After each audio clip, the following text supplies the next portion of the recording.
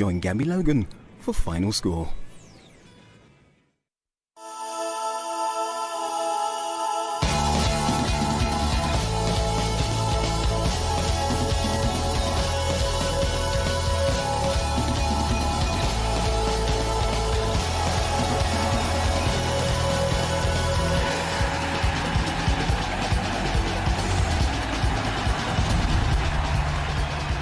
A very warm welcome to the first final score of 2011. Are your resolutions still intact? Good stuff. You're doing better than my pundits today then. Garth, Crooks and Martin Keown resolved not to get too excited while sitting on the final score sofa, but they just couldn't help themselves. It's been that kind of afternoon, and this is why. Let's look at the scores in the Premier League as they stand right now. And, well, the lunchtime kickoff was at the Hawthorns. Manchester United won that one 2-1. The evening kickoffs at Birmingham City with Arsenal. But Liverpool won, Bolton won. Sighs of relief all round Anfield when Fernando Torres cancelled out Kevin Davies' opener. Manchester City won, Blackpool 0. City's title challenge shows no signs of letting up. Adam Johnson put Roberto Mancini's side ahead at home to Blackpool. Tevez missed a penalty as well. Stoke City 2, Everton 0. Kenwyne Jones' 7th goal of the season, and a Phil Jagielka own goal means Stoke are on course for 3 points there. Sunderland 2, Blackburn 0. Sunderland in charge at the Stadium of Light thanks to first half goals from Danny Welbeck and Darren Bent. Tottenham 1, Fulham 0. No stopping Gareth Bale. His 11th goal of the season has put Spurs ahead at White Hart Lane. And West Ham 1, Wolves 0. Vital goal for West Ham in the relegation six-pointer. An own goal by Wolves' Ronald Zuber. Let's go to their second Premier League away win this season. It means that they stay top of the tree in the Barclays Premier League. My goodness, they rode their luck to get 3 points from this. West Bromwich Albion 1, Manchester United 2.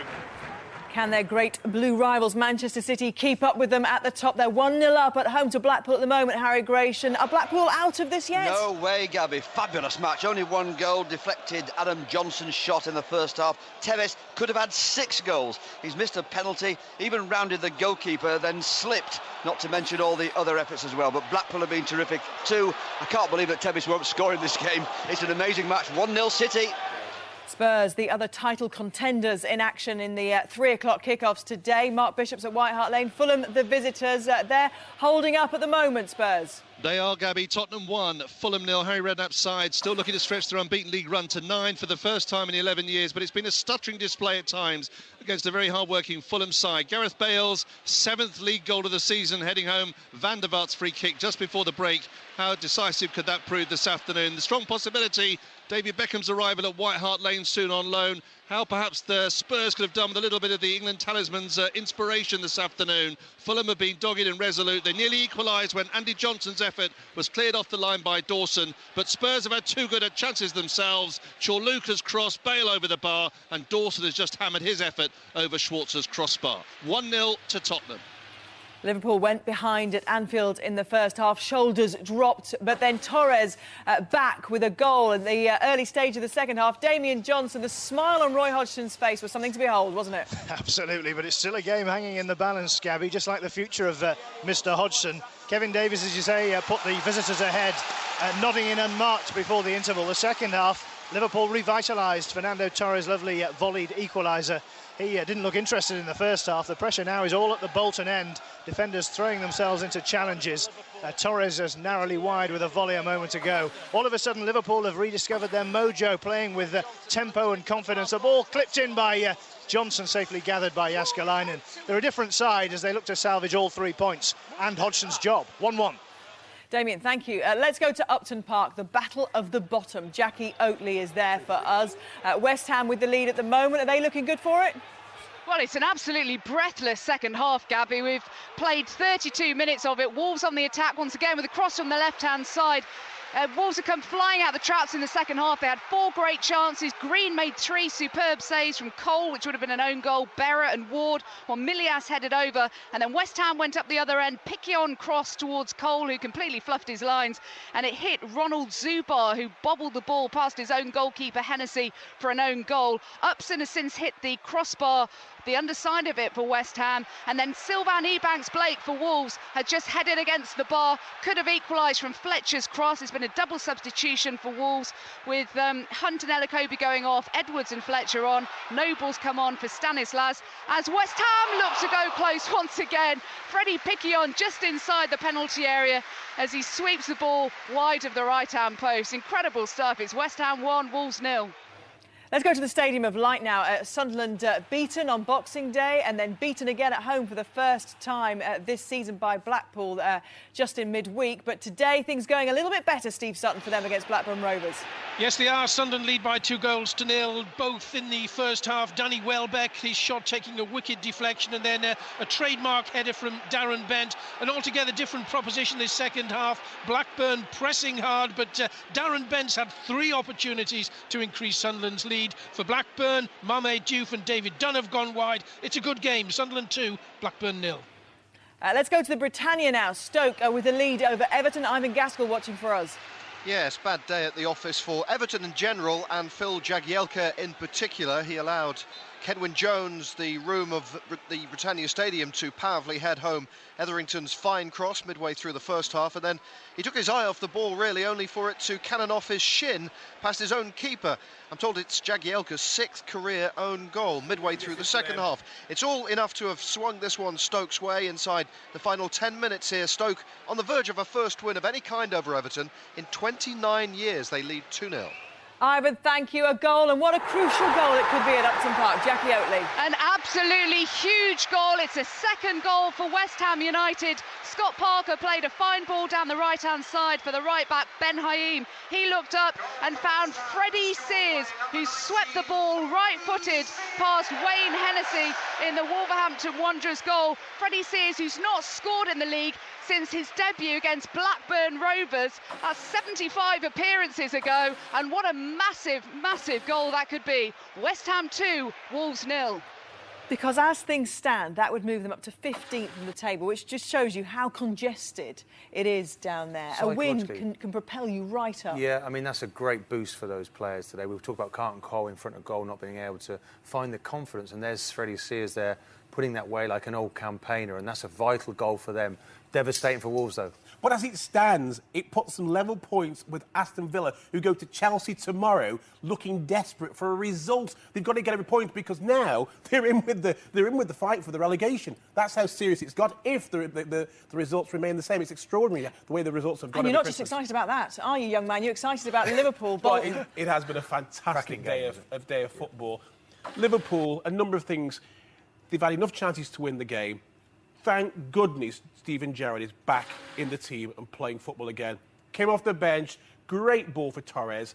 Torres looks like he's getting his confidence back. But I've got to say, one criticism that Roy Hodgson has had is that he seems to be a little bit hesitant to make changes at vital parts of the game. And it looks like the same is happening today. I mean, he's got Joe Cole and Ryan Babel on the bench and he's refused to... At last, and God comes off, Cole comes out. He could change the game. It should have happened 20 minutes ago. Good. Manchester United at lunchtime stumbled their way almost to victory in the end, didn't they? Yes, they were rocking and rolling, but, you know, they're good professionals and they get the results when they need them. And it's not been a good performance. There was a penalty shout with Gary Neville, which they got away with. Odin Wingy eventually gets his penalty, and he rushes it. It was almost too big a moment for him. And in the end, Manchester United punish you, and that's what they do. They just keep getting their 3 points, win after win, and there they are now at the top of the table. And these matches today with the other 2 title contenders in action at 3 o'clock, Manchester City and Spurs, at the moment both winning 1-0. Yes. But they're the kind of games, aren't they? You've got to hold on, hold your nerve to show you really are a contender. All credit again to Blackpool, playing superbly well, really making a fight of it. And don't discount Fulham either, although Tottenham currently dominating that one. They could sneak a late goal. OK, let's go into the Championship now. Leeds United have let 2 2-goal leads slip over the Christmas period. Maybe it was a resolution for them not to let that happen again today against Middlesbrough. This one kicked off at 1 o'clock, and Dan O'Hagan was our commentator at Ellen Road. There'll be a Julio Arca corner here for Middlesbrough. Arca's ball in, Wheater's in there! It's a goal for Middlesbrough. Wheater is claiming the goal, but did he get the final touch? Arca's corner for sure. Becchio was in there as well, but Wheater leads the celebrations. It's Hoyt on here for Emnes in the centre. Boyd is unmarked if he can find it. Emnes goes for the corner. Emnes now attacks, crosses, here's Heights! He stumbled. Well, there was the chance to seal the game for Hoyt, but here come Leeds. Hit long towards Collins, playing now as an auxiliary centre forward. Here's McCormack, steal away, Keown! Leeds United, salvation! Sanchez Watt for Leeds United. Sanchez Watt, his cross, McCormack! Oh, what a chance! What a chance to win the game for Ross McCormack! Well, it's a relief because looked like we weren't really going to create too many chances today, but then we obviously had a great opportunity through Ross McCormack at the very end there. So delighted we've kept our unbeaten run going. Disappointing how we played, because out of the 12 games unbeaten so far, that's the worst in terms of the quality on the ball and the tempo that we had. Maybe the third game in a short space of time compared to Middlesbrough 2 maybe didn't help us, but delighted to come through a tough game for us again today. Strangely enough, 10 seconds before they scored, Hoyty slipped in the 6-yard box before. Hopefully he would have smashed it in the net, but never mind, that's football. Recently we've been losing tight games like that, and today at least we got a point. We'll have to take it and move on to the next one. Too much pride at stake for Nottingham Forest. They had the unbeaten home record, going for 30 games unbeaten at home. They were 2-0 down to Barnsley, and Nathan Tyson, though, has equalised. That's now 2 apiece. Let's go to the Den. Another early kick-off in the Championship saw a South East London derby with Crystal Palace the visitors, and Will Perry watched this one for us. Millwall 3, Crystal Palace 0. A decent start to 2011 for Kenny Jackett's side, whose unbeaten run stretches to 7. Jason Punchin, on loan from Southampton, scored all the goals. A hat-trick with the first, the pick of the bunch. Palace offered very little apart from ample opportunity for the home side. It's the first time in 4 seasons they start the new year in the bottom half of a table. Millwall weren't at their best. Palace looked nervous. It finished at the New Den. Millwall 3, Crystal Palace 0. Preston North End sacked their manager Darren Ferguson in midweek. His dad, Alex Ferguson, immediately took back his on-loan players. David Unsworth in charge then of the squad today at Deepdale. James Mason watching the visit of Derby. Yes, Gabby, and it's Preston 0, Derby 2. You join me as Chris Porter scores his second goal of the game in only his first start of this campaign, probably killing off Preston's chances of overturning a bad run of defeats. Derby 5 games on the bounce without a win. Look like they've changed that today, so nothing changes for Preston as they start the new year. It's Preston 0, Derby County 2.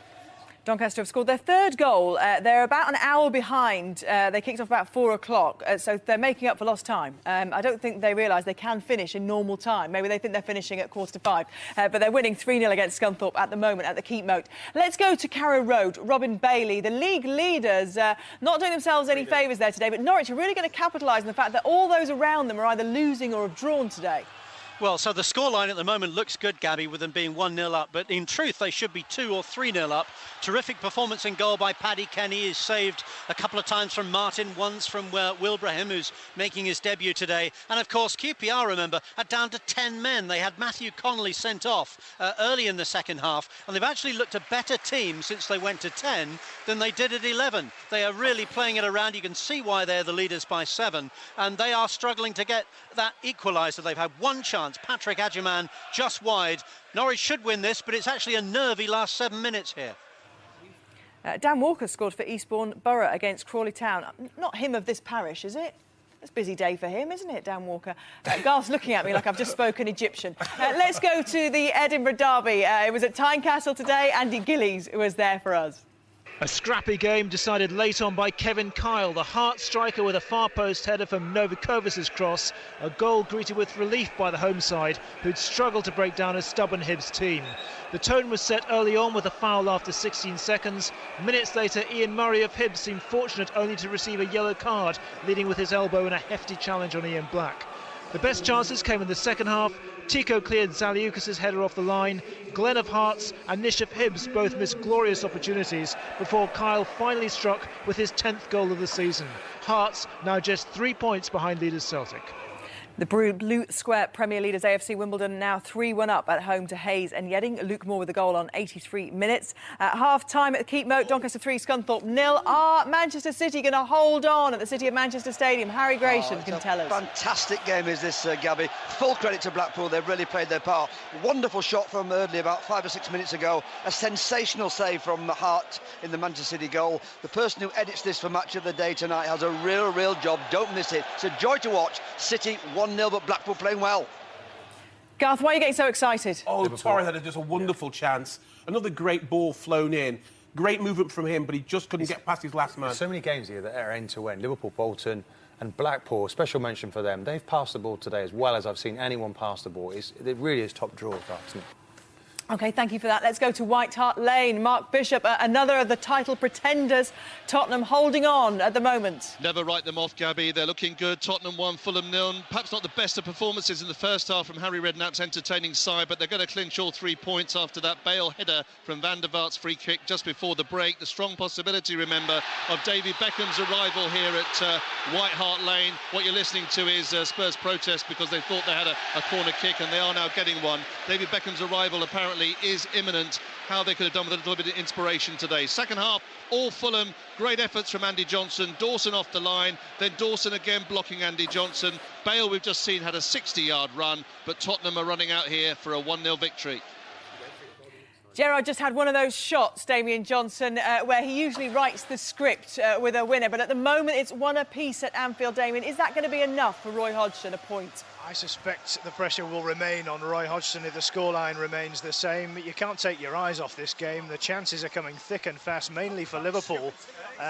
Yeah, as you say, Gerrard, a side-footed volley just wide. A moment ago, the ball just wouldn't drop for Torres when he was in the box and looked like he was going to score. At the other end, Liverpool survived a shout for a penalty. Looked like handball from Lucas, the Liverpool midfield player, waved away by referee Kevin Friend. We're approaching injury time here. It's still 1-1. And Liverpool looking for a winner. Burnley now scored their 4th goal. Brian Laws sacked in midweek, of course. 4-2 up against Sheffield United, who appointed Mickey Adams as their new manager. He's got a bit of work to do, hasn't he? Let's go to Upton Park. Jackie Oatley, West Ham leading Wolves and looking good for the 3 points. Very much so. Only 30 seconds of the 90 minutes remaining as the offside flag goes up against Stephen Fletcher, over the far side. Mick McCarthy has thrown on his 3rd and final substitute, with Marcus Bent making only his 3rd appearance for the club. He, a striker, of course, looking to score his 1st goal. But now it looks as though time is very much running out for Wolves with just 10 seconds remaining. Mick McCarthy urging his players forward, but Robert Green has a free kick on the edge of his penalty area, and not surprisingly, he's taking plenty of time over it. 2-0 to West Ham. 2-0's the scoreline at the Britannia Stadium as well. Ivan Gaskell. It's dying seconds really here. All the subs are on, all the changes have been made. Well, Stoke are allowing some pressure to come at them. Everton have so far looked unlikely to break that deadlock, and Stoke look very likely to earn their 2nd win in 6 games. It's 2-0 here. Let's go back to Anfield to Damien Johnson. I think you can guess what's happened. Damien, confirm it. Liverpool have their winner. It's disputed who got it. Joe Cole, the substitute, walked the ball in over the line, but I think Maxi Rodriguez may have got the decisive touch. It's all that Liverpool deserve. They've thrown the kitchen sink at Bolton in this 2nd half. And the Liverpool fans are on their feet while the Bolton players protest with the assistant referee and the referee, Mr. Friend. But the goal, I think, will stand, and Liverpool lead 2-1 in injury time. And it was the super sub. You were crying for him to come on. Was it really his goal? Was it Joe Cole's goal? It was definitely at the final touch. Martin thinks there might have been a suspicion of offside, but who cares? You've got the 3 points now. All credit to for Hodgson. You calm down. I'm going to the Stadium of Light. Steve Sutton, a goal there. Yes, indeed, Gabby. It's Sunderland 3, Blackburn 0. The result no longer in any doubt whatsoever. 2nd half substitute Asamoah Gyan giving Sunderland all 3 points. He came on for Darren Bent, who scored one of the goals in the first half in an individual effort. He took a ball halfway in his own half, advanced on goal and curled an absolute beauty into the far bottom corner of the net. Sunderland 3, Blackburn 0. Full-time whistle has gone at... It finished Hamilton 0, Motherwell 0. Both these sides struggling to find the back of the net recently, and it's easy to see why. The closest we came through was through Motherwell's Jimmy Murphy. He shot though underneath the body of Thomas Cherney, rebounded onto the top of the crossbar and out for a corner. It finished Hamilton 0, Motherwell 0. Final whistle's gone at the City of Manchester Stadium. 1-0, 3 points, but that doesn't tell the story, Harry Gratian. It does not, Gabby. Just about as good as it gets. Man City was superb. Tevez missed a sackful, including a penalty, but Blackpool were a joy too. Hart produced 2 great saves to deny Fletcher in the first half and Neil Erdley late in the second, and that was a special save, I can tell you. The goal, a wicked deflection. Johnson's 18-yard shot hit Kearney, and the Blackpool keeper was left stranded. That was 34 minutes into the first half. Don't miss this tonight, match of the day, an absolute gem. 1-0 to Man City. And I don't think you want to miss the goings-on at Cole, who tapped in that late goal, and Hodgson, for the moment, survives. I can't wait to talk to the guys here about that result and its significance, but look at this result and its significance to the bottom of the table at Upton Park. Jackie Oatley. It has finished West Ham United 2, Wolverhampton Wanderers 0, and it was the second half own goal from Ronald Zubar which put West Ham on the way to victory, followed by a fine finish by Freddie Sears that sealed 3 priceless points for West Ham. Wolves have gone close to equalising through Sylvan Ebanks-Blake, but he headed against the crossbar before Sears scored his first goal since his debut 3 years ago. Wolves made positive substitutions in the second half. They pressed to get back into it. They certainly weren't outplayed by West Ham, but West Ham took their chances and they've beaten Wolves by 2-0. Let's go to the Britannia Stadium now. Stoke, of course, the victors against Everton, but Ivan Gaskell can tell you what happened. Yes, it's almost 30 years, since Stoke City last beat Everton. After this, their 13th attempt in that time, they'll feel it was worth the wait. The killer goals came midway through each half. First, Etherington's fine wing play and cross, curling a header into the path of Kenwyne Jones. His header was equal to it. Then Jagielka, caught watching Fuller. He took his eye off the ball, it ricocheted off his shin and flew past his own keeper. Other than the goals, nothing much in it, really. But you may be familiar with that old phrase, goals win games, blindingly obvious, yes, and in this case, true for Stoke. Thank you very much, Ivan. Let's go to the Stadium of Lights. The final whistle has blown there, and Sunderland have blown Blackburn Rovers out of the water. Yes, they have, Gabby. Sunderland 3, Blackburn 0. A stroll in the park for Sunderland in the first half. Goals from Welbeck and Bent in that first half, setting up this win. Blackburn a more lively unit at the start of the second. Mame Diouf and David Dunn coming close early on, but then Darren Bent had a hatful of chances he couldn't convert. Jordan Henderson hit the crossbar from 25 yards out. Bent went off with 10 minutes to go. Keown came on. I can only imagine Steve Bruce told him to go and finish the game off. He did precisely that with 2 minutes to go before the final whistle, curling a beauty from 20 yards into the bottom corner of the net. Sunderland 3, Blackburn 0. Let's go into the Championship now. Full-time whistle has blown at Carrow Road, and QPR have slipped up again. We thought the little blip was over. Perhaps not, Robin Bailey. No, it's finished 1-0 to Norwich. They did deserve it. QPR down to 10 men for about more than half an hour after Matthew Connolly was sent off for a foul on Grant Holt. He was through on goal, he had to go. But QPR, after they were down to 10, battled supremely, and they are surely still favourites to go up. They did show their poise and professionalism after going down to 10. They couldn't get that equaliser. Norwich, in truth, should have had 3 or 4. Paddy Kenny, absolutely outstanding. No wonder he's got 13 clean sheets for QPR this season. He was brilliant. He saved from Houlihan and a string of others as well. The goal from Russell Martin in the 9th minute settled it in the end from 20 yards, 3 days before his 25th birthday. Norwich 1-0, and they are promotion candidates now. Thank you very much, Robin. As are Swansea second tonight, thanks to a win at the Liberty Stadium. Jason Mohammed. Well, Gabby, could this be Swansea City's year? In fairness, they have been outplayed in parts of this game. And if Shane Long and Simon Church had taken their chances, they would have been 2-0 down. But Brendan Rodgers' side are resilient. They stuck at it, kept playing, and on 65 minutes, Darren Pratley won a free kick on the edge of the box. The ball went to the far post. It fell to Pratley, whose terrific shot beat Adam Federici, his 5th of the season. 2011, the year Swansea City reached the Premier League, I wonder, Gabby. Maybe, and if they do, perhaps it'll be because their neighbours and rivals, Cardiff, have slipped up again at Ashton Gate. Hamish Marshall can tell the story. Yeah, Bristol City 3, Cardiff 0. That's a 5th defeat in 7 for Cardiff, and they've now gone from 2nd in the table to 5th today. Similar goals from Brett Pittman and Lee Johnson either side of the first half started the rot. Jamal Campbell-Rice completed the Bluebirds' misery in the second. That's 7 goals conceded in 2 games this week for Cardiff. I don't think you have to look too far to see where their problems lie. Bristol City 3, Cardiff 0.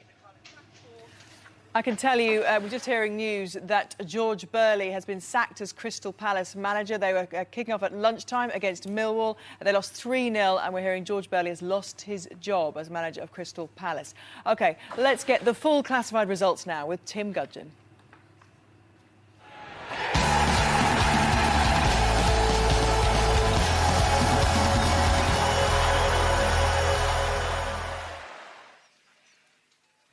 And here we go with the Barclays Premier League.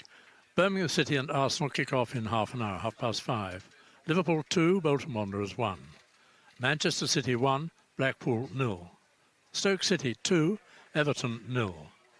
Sunderland 3, Blackburn Rovers 0. Tottenham Hotspur 1, Fulham 0. West Bromwich Albion 1, Manchester United 2. And West Ham United 2, Wolverhampton Wanderers 0. In the Empire Championship, Bristol City 3, Cardiff City 0. Burnley 4, Sheffield United 2. Coventry City 1, Ipswich Town 1. Doncaster Rovers and Scunthorpe kicked off late. Currently Rovers 3, Scunthorpe United 0. Hull City 0, Leicester City 1. Leeds United 1, Middlesbrough 1. Millwall 3, Crystal Palace 0. Norwich City 1, Queen's Park Rangers 0. Nottingham Forest 2, Barnsley 2. Preston North End 1, Derby County 2. Swansea City 1, Reading 0. Watford and Portsmouth kick off in about 20 minutes. In League 1, Brentford 2, Dagenham and Redbridge 1. Brighton and Hove Albion 5, Leyton Orient 0. Carlisle United 2, Huddersfield Town 2.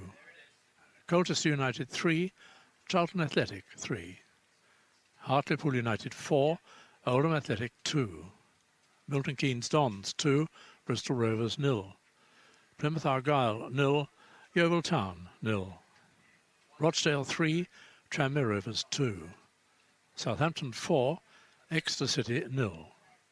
Swindon Town 1, AFC Bournemouth 2. And Walsall 0, Notts County 3. In League 2, Barnet 1, Aldershot Town 2. Burton Albion 0, Shrewsbury Town 0. Bury 2, Macclesfield Town 2. Cheltenham Town 1, Wycombe Wanderers 2. Chesterfield 4, Stockport County 1. Crewe Alexandra 2, Northampton Town 0. Gillingham 1, Stevenage 0. Hereford United 2, Torquay United 2. Lincoln City 1, Bradford City 2. Morecambe 1, Accrington Stanley 2. Oxford United 0, Southend United 2. And Rotherham United 5, Port Vale 0. In the Blue Square Premier, AFC Wimbledon 3, Hayes and Yeading United 1. Altrincham 0, Wrexham 0. Barrow 1, Southport 1. Cambridge United 0, Histon 0. Crawley Town 3, Eastbourne Borough 1. Fleetwood Town 1, Darlington 0. Gateshead 0, York City 3. Grimsby Town 7, Mansfield Town 2. Kettering Town 0, Tamworth 1. Kidderminster 1, Forest Green Rovers 0. Luton Town 3, Rushton and Diamonds 0. And Newport County 1, Bath City 2. In the Clydesdale Scottish Premier League, Aberdeen 1, Dundee United 1. Hamilton Academical 0, Motherwell 0. And Hearts 1, Hibernian 0. In the Welsh Premier, Aberystwyth Town 0, Haverfordwest 2. Carmarthen Town 1, Llanelli 1, latest score. The New Saints 4, Newtown 0. And in the Carling Premiership, Coleraine 3, Cliftonville 2. Crusaders 2, Dungannon Swifts 2. Glenavon 3, Ballymena United 1. Glentoran 0, Portadown 1. And one late kick-off to tell you about in the Championship, and it's Doncaster Rovers 3, Scunthorpe United 0. That game should finish in about 45 minutes' time. They'll be kicking off for the second half any time now. Let's check on then how all those results have affected the tables today. Manchester United stay top of the Premier League ahead of neighbours City on goal difference. Both sides won today. They're now 5 points clear of Arsenal, who meet Birmingham in the late kick-off. Tottenham also won and move into the Champions League places ahead of Chelsea, who play tomorrow. Victory for Sunderland means they leapfrog Bolton to go 6th, while Stoke enter the top 8. Liverpool's last gap victory means they move up to 9th place. At the bottom, West Ham were bottom this morning, but their vital win over Wolves lifts them out of the relegation zone and leaves Wanderers floundering at the foot of the table. Fulham have slipped deeper into trouble, and Birmingham have also been sucked into the relegation zone, but the Blues can make a swift exit if they get anything out of their game with Arsenal. In the Championship, QPR still lead the way with a 4-point advantage now, despite that defeat to Norwich. They move up to 3rd. Swansea and Leeds both picked up valuable points to keep themselves in the mix, but Cardiff's title hopes suffered a blow with that heavy defeat at Bristol City. Managerless Burnley move up to 7th. Caretaker boss David Unsworth was unable to inspire bottom club Preston. They stay rooted to the foot of the table. And Mickey Adams is facing a tough job at Sheffield United. They slip 1 place to 21st. Defeats for Crystal Palace and Scunthorpe also leave them in deep trouble. And to League One, Brighton stay top of the pile after they thumped Leyton Orient 5-0 earlier today. Southampton also won to move up to 2nd level on points with Charlton. They stay 3rd after drawing 3-3 at Colchester. Bournemouth rise to 4th ahead of Sheffield Wednesday, whose match today was postponed. Huddersfield are also on 33 points, and Walsall's 13th defeat of the season spells bad luck for their hopes of survival. They're now bottom of League One. Yeovil were at the foot of the table but rise a place after holding Plymouth. Bristol Rovers and Dagenham and Redbridge also remain in the drop zone. To League Two now. Chesterfield strengthened their grip on the top of the table with that victory over Stockport. Rotherham leap ahead of Port Vale into 2nd place. Bury dropped to 5th following that costly draw at home to Macclesfield, and Bradford also forced their way into the top half of the table. Hereford remain rooted to the bottom despite twice coming from behind against Torquay, and Barnet and Lincoln both suffered costly defeats, but Accrington Stanley up to 18th following a valuable win over Morecambe. To the Blue Square now, and AFC Wimbledon extend their lead at the top to 4 points. Crawley move up to 2nd. Newport County drop down to 4th after their home defeat to Bath. At the bottom, Altrincham are still propping up the table after they could only draw at home to Wrexham. And to the SPL, there were just 3 matches in the SPL today, with top 2 Rangers and Celtic meeting at Ibrox tomorrow. Hearts kept up the pressure by beating their Edinburgh rivals Hibs. Aberdeen, 2nd to bottom this morning, moved up to 9th after their draw against Dundee United. Hamilton earned a point against Motherwell, but stay rooted to the foot of the table. West Ham 2, Wolves 0. A priceless victory for West Ham. They moved from the foot of the table to the outside of the relegation zone up to 15th. An own goal from Ronald Zuber sent the Hammers on their way, with Freddie Sears clinching victory. Sunderland 3, Blackburn 0. First half goals from Danny Welbeck and Darren Bent, and a late third from Keown provide the Black Cats with a treble New Year Brucey bonus at the Stadium of Light. And Stoke City 2, Everton 0. Keown Jones ruling Britannia today with a helping hand from Phil Jagielka as Stoke beat Everton 2-0. And our headline writers there, inspired as we turn into 2011, I think you'll agree. You can catch all of that on Match of the Day if they can squeeze everything in. Gary and Messrs Lawrence and Shearer are there for you, 10:30 on BBC One. You must watch that tonight. Followed at 11:50 by the Football League show. Join Steve Claridge and Manish for that one.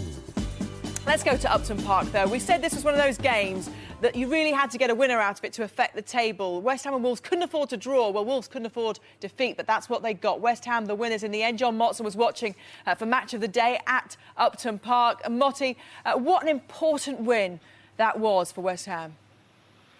Yes, it's a happy new year in the East End of London, that's for sure. They moved 5 places up at the table, and I think more significantly, everybody thought Avram Grant was rocking a bit in his job, didn't they, before Christmas? In the last 4 games now, 2 wins and 2 draws for the Hammers. This match, an indifferent first half, Gabby, and a second half that, well, you could watch it all over again. It was gripping. Wolves threatened to take the lead, and Robert Green produced, I was going to say, his best England form, but he did. Made 3 or 4 out-of-this-world saves when Wolves were on the attack, and poor Ronald Zubar, who scored at the right end here last season, put the ball in his own net after Carlton Cole had missed a sitter. Freddie Sears is the name on everybody's lips here tonight, apart from Green. Gabby, he went on loan, as you know, been out of the picture here at West Ham for a couple of years. He scored the second goal, and he was as bright as a button on the right-hand side for the Hammers, who also welcomed back Mark Noble after an absence, so he came on as a substitute. So all in all, a very good Christmas for West Ham, a bright start to the new year.